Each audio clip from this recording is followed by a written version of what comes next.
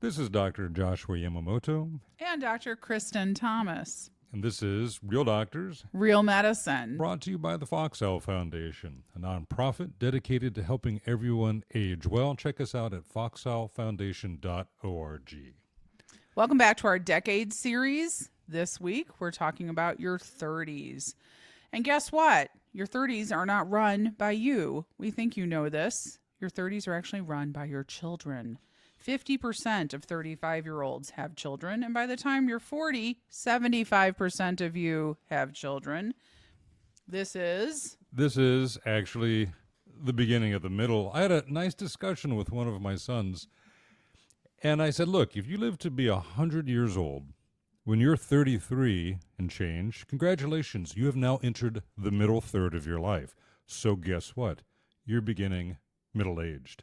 You're no longer a kid. You're no longer a youth. You're now entering in a time of life where you have to start thinking like an adult, both in how you run your life and in your medical care. And the kids are running the show. And from our experience, we can tell you after raising 6 children with the help of a nanny that working 2 people full-time, raising kids in your 30s is challenging. And we've been there. We've done that. So we can understand where you're coming from in your 30s, how to balance cooking meals for your kids, the shopping, raising the children. And we've also done it over a time span of the past 30 years. And from our experience, we can say that things have really changed a lot in how people live in their 30s. One example that I like to use, and Josh can comment on this, is being a single parent raising 4 children in the 1990s. He cooked the meals for the kids, and actually it would really kind of be appropriate now because of his technique in the 1990s of how he fed these 4 kids and himself and worked full time. So can you describe how you did that, Dr. Yamamoto? Now, it's trendy now, and I have to say I really admire that notion of we should eat real food.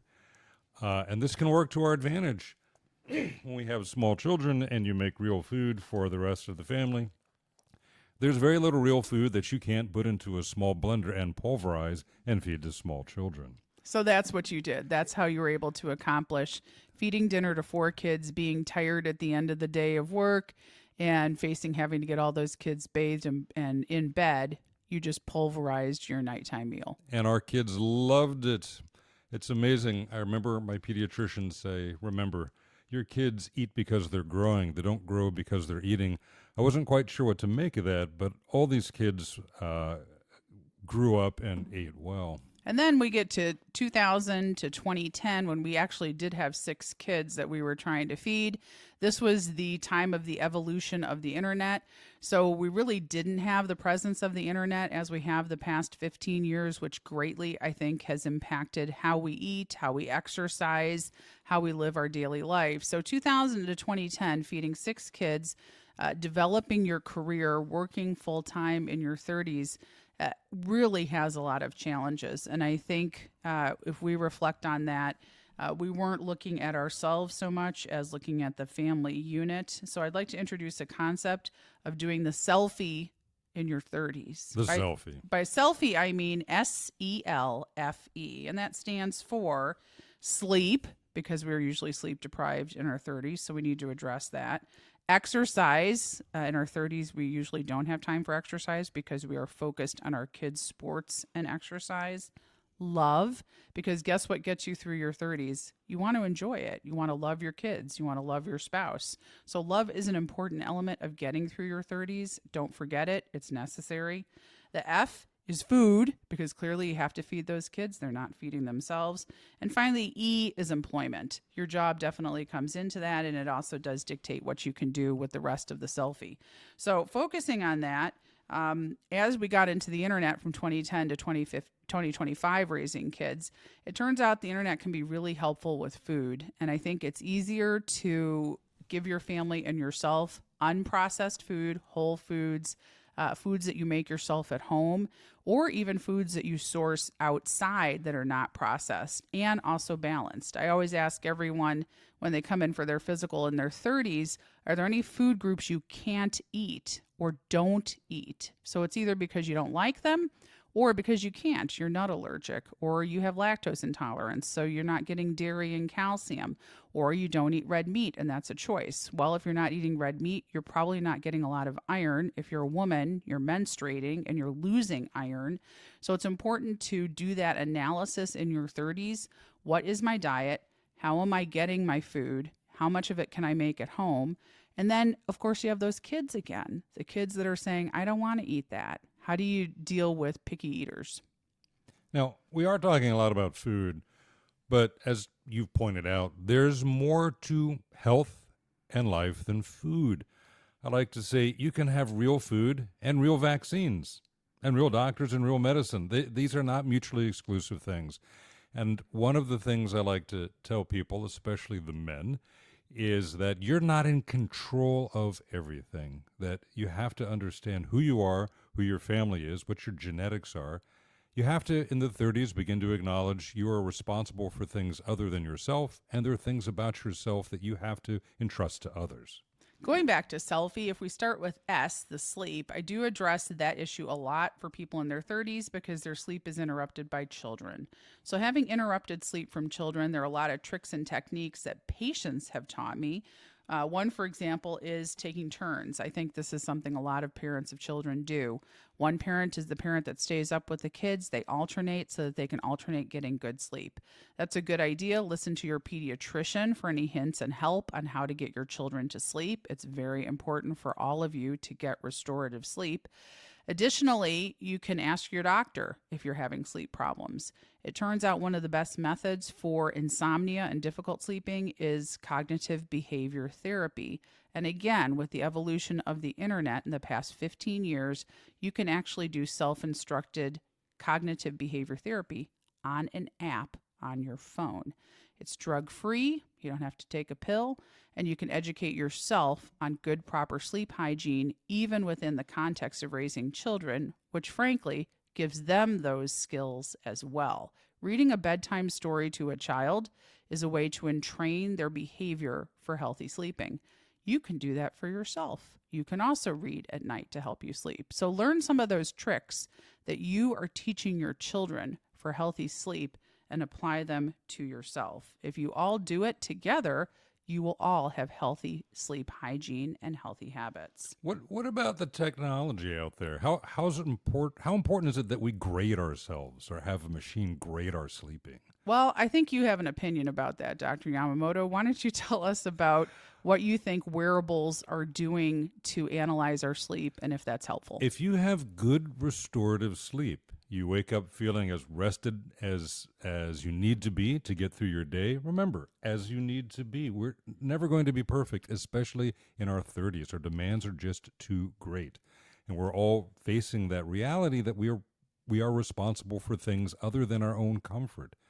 But if I wake up, I'm rested, I can face my day, then I slept well. So I don't have to have a wearable device telling me that I slept well? The last thing I want after spending my entire youth being graded on everything I did is to have a machine give me a grade on my sleep. You know, what the heck? I wasn't even awake for that. Exactly. Not in your control. And that's the way sleep should be. It shouldn't be in your control. Now, that's different from people who have medical sleep issues. Exactly. And that's why you need a doctor, and we'll get to that.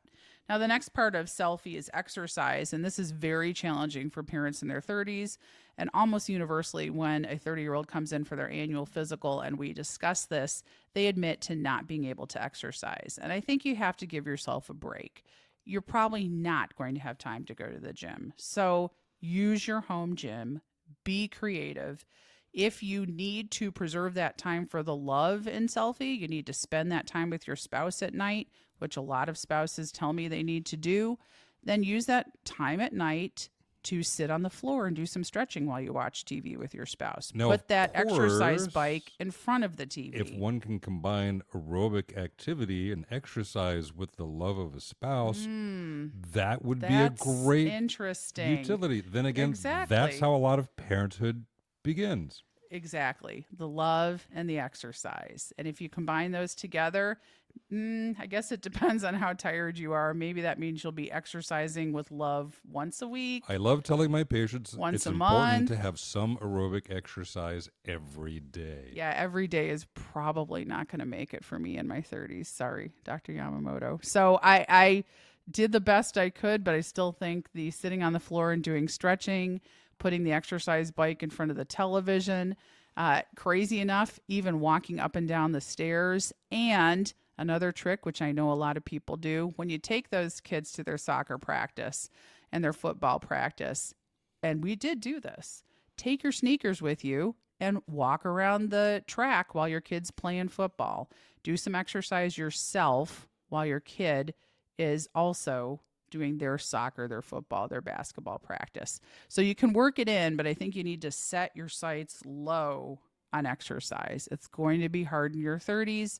Even 15 minutes a day, does that have a cardiovascular benefit? We always say frequency first. We, meaning your heart and I, want all of us to be active, be moving, to not think of exercise as an event, but fitness as a way of life. Finally, in SELFE, we mentioned love. I think it is important not to miss your 30s and to miss any of those wonderful moments with your children, with your spouse. Now that we're old, we've raised our 6 children.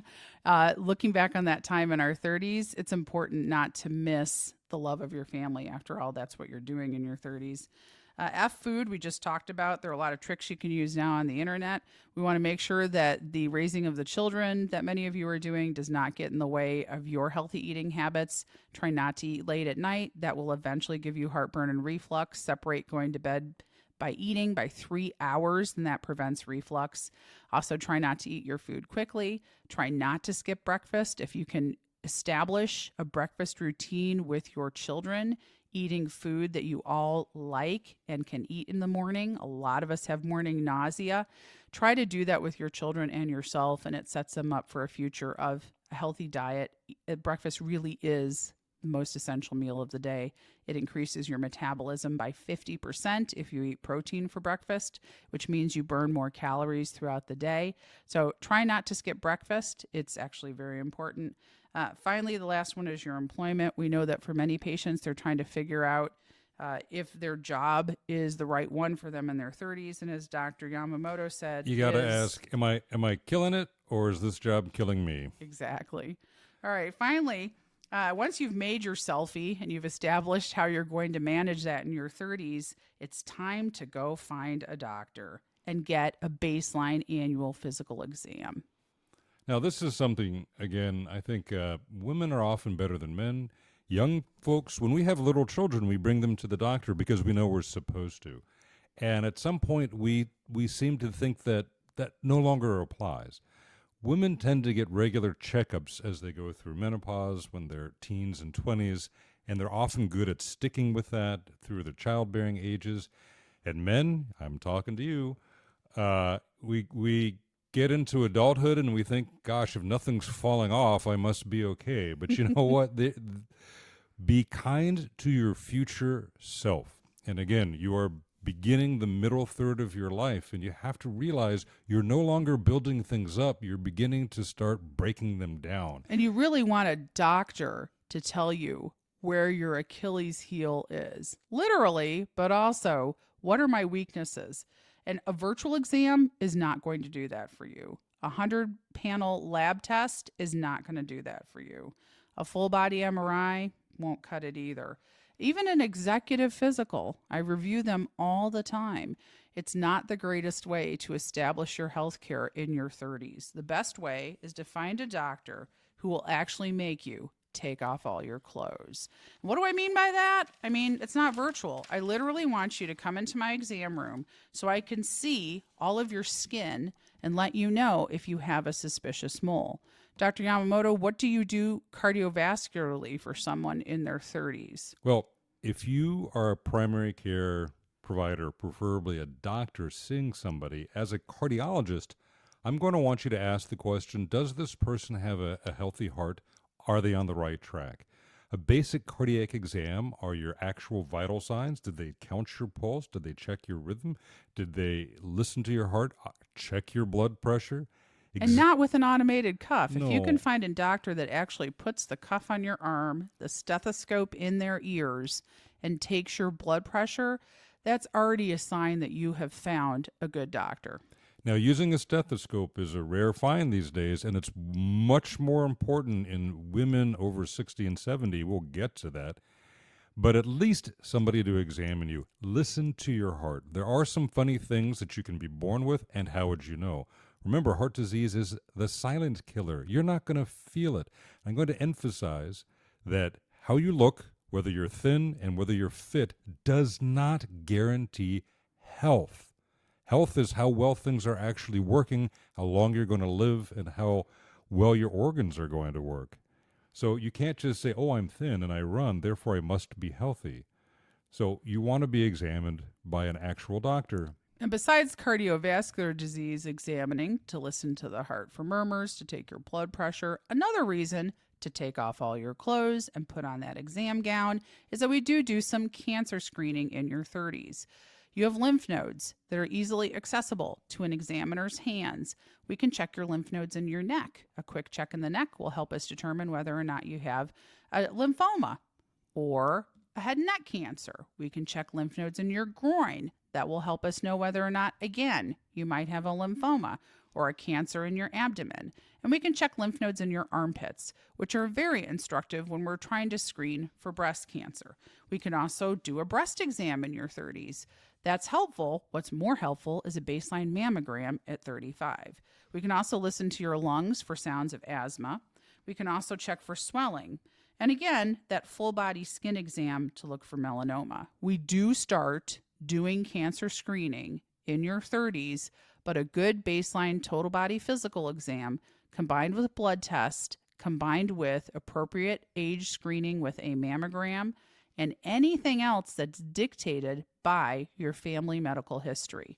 That is also part of what happens at the annual physical exam and should be in your 30s. I can't emphasize enough how important it is to understand the health of your parents. Every patient I meet, one of my first questions is, tell me about the health of your parents.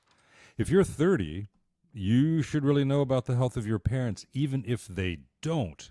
If they don't know their health, don't just let it pass. Press them for it. In our generation, our parents never talked about their health. But this is the 21st century now. It's not the 1900s anymore. We need to understand our health. You need to understand your parents' health because their genetics are being passed on to you. If dad had a heart attack at 50, guess what? Those changes which led to that heart attack began 20 years before that in his 30s. And you may be an Olympic runner, you may be an Olympic skater like we discussed last episode, but you could still have the genetic predisposition. And the good news is that all of these things are now identifiable much earlier, but you have to know. And you could start working on that in your 30s with a doctor with whom you have become comfortable. Even the cancer assessment is something you can do in your 30s and base it on family history. For example, if someone in your family had colon cancer earlier than age 60, you need to tell your doctor that. If someone in your family had colon cancer in their 40s, you likely need some medical genetics screening. And in general, if people are developing precancerous colon polyps, siblings, parents in their 40s, you might want to discuss with a primary care doctor doing your colonoscopy earlier than age 45. In general, if there is a colon cancer in a first-degree relative, we recommend, in the absence of positive genetic screening, that you get your first colonoscopy 10 years before they did. So, for example, if you have a mother who had colon cancer at 30, you may be getting your first colonoscopy at 20. And it is good to discuss that with a primary care doctor. We really do start cancer screening in your 30s. Some people who have BRCA gene or CHEK or some of the other increased risk cancer genes really do need to start that in your 30s. And for women, a baseline mammogram regardless of genetic family risk, because guess what? Breast cancer is not genetic. Breast cancer just happens. It's sporadic. Does this mean that everybody should get one of these blood tests for cancer?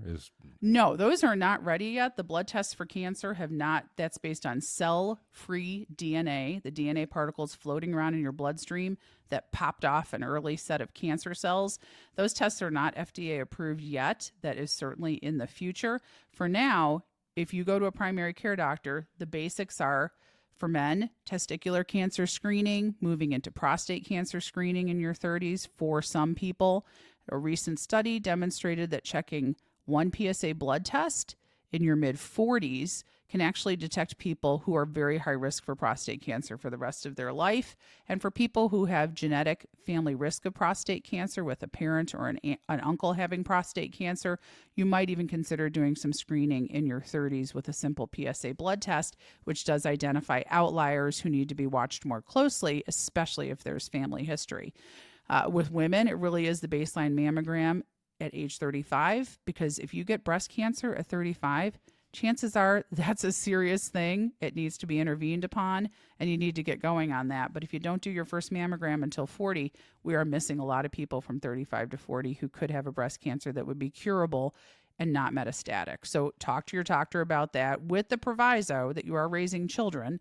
And if you're breastfeeding, the best quality mammogram is one that happens 6 months after you stop breastfeeding, when those breasts have returned back to normal and the tissue is more interpretable on that mammogram.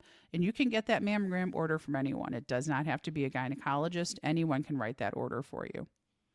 So I guess summing up some of our take-home points, if you're in your 30s, I think it's good to acknowledge that you're changing from being a growing youth into entering an adulthood in your middle age. Remember to take a selfie. Find a doctor, establish a baseline and a foundation, and be good to yourself. Put yourself first, because all those things in SELFE are actually things you're doing for everyone else. Know your family history. Know that simply being thin or fit doesn't mean you're entirely healthy. And again, have a doctor and see your doctor. All right. Thank you, Dr. Yamamoto. Next week, we'll talk about the 40s. And thank you for your attention. This is Dr. Kristin Thomas for Real Doctors. Real medicine. Thank you for your time.